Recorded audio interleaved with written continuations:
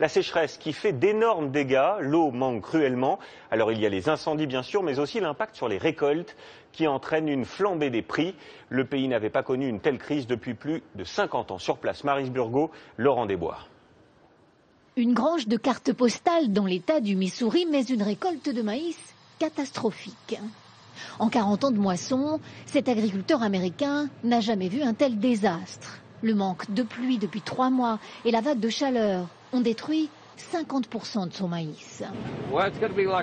C'est comme si on avait travaillé une année entière sans recevoir aucun salaire. Évidemment, ça fait mal.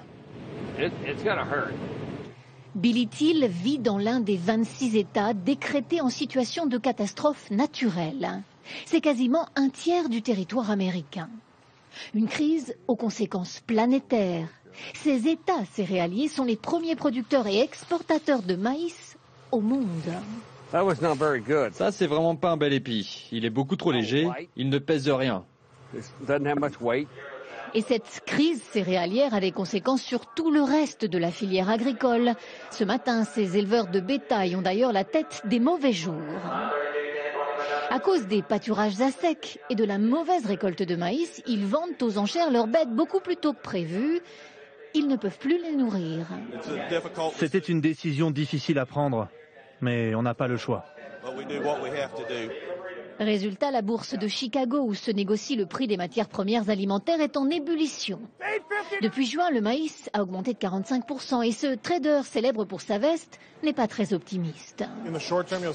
À court terme, on va voir une augmentation des prix dans nos assiettes de 3 à 5%. Et si on ne trouve pas de solution, on atteindra 10%. Avec cette flambée des prix alimentaires, les Nations Unies craignent une crise alimentaire mondiale. Le maïs est aussi largement utilisé aux États-Unis pour la fabrication de biocarburants. Le gouvernement impose même des quotas de production d'éthanol. Les agriculteurs demandent donc la levée de ces quotas. Puisque le maïs est si rare, ils veulent ne l'utiliser que pour l'alimentation. Bonsoir Philippe Verdier. Sécheresse aux États-Unis, mais aussi en Europe. Oui, ça n'est pas mieux de ce côté de l'Atlantique, avec une sécheresse remarquable en Europe de l'Est. Sur ces images également en Espagne, toute la Méditerranée est touchée. En Espagne, une sécheresse historique, on n'a pas vu cela depuis 70 ans, 80% de précipitations en moins. Et puis en France, on pensait qu'on en avait terminé en début d'été avec la sécheresse, avec des sols qui étaient parfois gorgés d'eau. Ce sont ces zones ici en bleu sur la carte.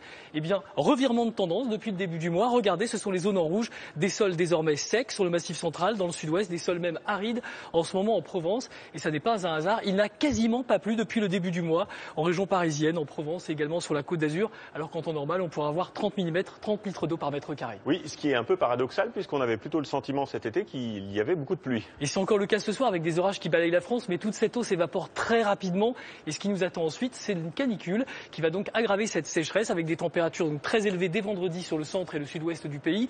Canicule qui va s'étendre à une grande partie de la France samedi, on aura des pointes à 35 degrés en Île-de-France et puis dimanche, cette zone de chaleur va se décaler vers l'est. Seule poche de fraîcheur, la Bretagne et le Cotentin. Merci Philippe et on vous retrouve.